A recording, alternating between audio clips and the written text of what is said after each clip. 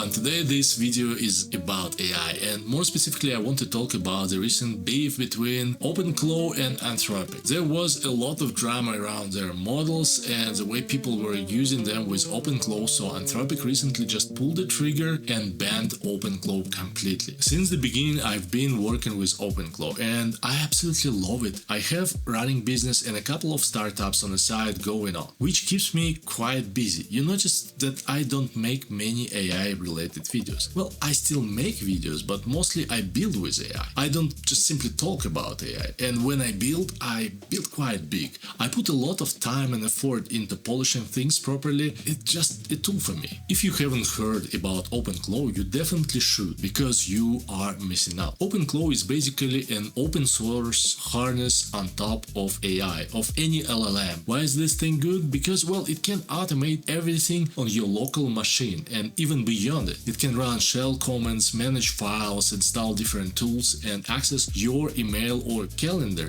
anything. Literally everything you can do on your local machine. It is basically a virtual instance on your computer that gives AI autonomous access to a physical world, or, well, at least its web part. It is much more capable for complex workspace organizations than official CLI tools like Claude Code, which is made specifically for coding, which isn't a bad thing if you are a developer, but not as flexible. OpenClaw can do coding and a lot more on top of that, and this is why it's important. So on April 4, Anthropic updated their terms of service and pulled the plug. They explicitly banned the use of subscription auth tokens for third-party tools like OpenClaw. They now force developers to use standard pay-as-you-go API keys, which is incredibly more expensive. I do not want to criticize everyone, but in my opinion, this is a huge mistake. OpenClaw was a massive driver. It was a trigger bringing users to Anthropic. Pushing developers to the paid API forced a lot of people to switch to OpenAI, and they are not coming back. And this is a big mistake, because OpenAI gets users, Anthropic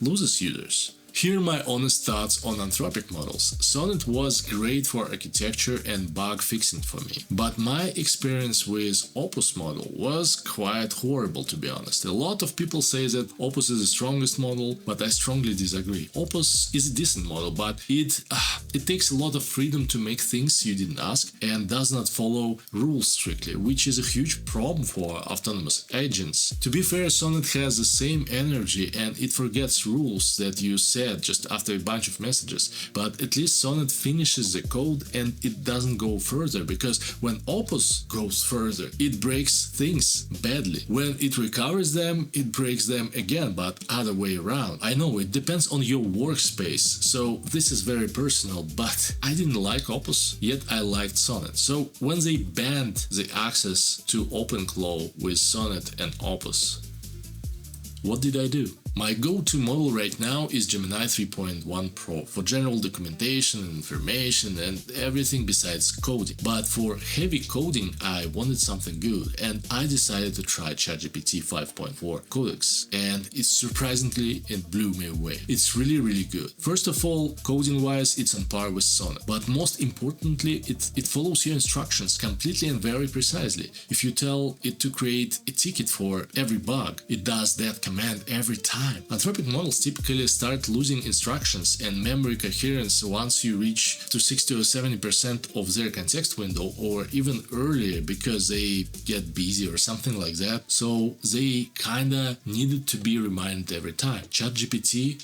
5.4 doesn't do that, and I like that. Codex has a smaller context window, so keep it in mind. But given that Anthropic models constantly forget things, in my experience, it doesn't really matter. It officially supports auth, plug it and go. You also avoid any rate limits, well, they are very high, and silent slowdowns that I noticed with Anthropic tiers. So if you got affected by the Anthropic ban, I highly recommend ChatGPT 5.4 Codex. Here's your solution. So yes, this is a short video, I hope you liked it. I just wanted to share my experience, and I wanted to share some useful information with you if you got affected by that Anthropic ban and you don't know which model you should pick. I would say just pick 5.4, it's really that good and I completely didn't expect it. So yeah, this is all this video is about. I hope you like it, I hope some information is useful for you. Either way, thank you for your time. See you sometime later.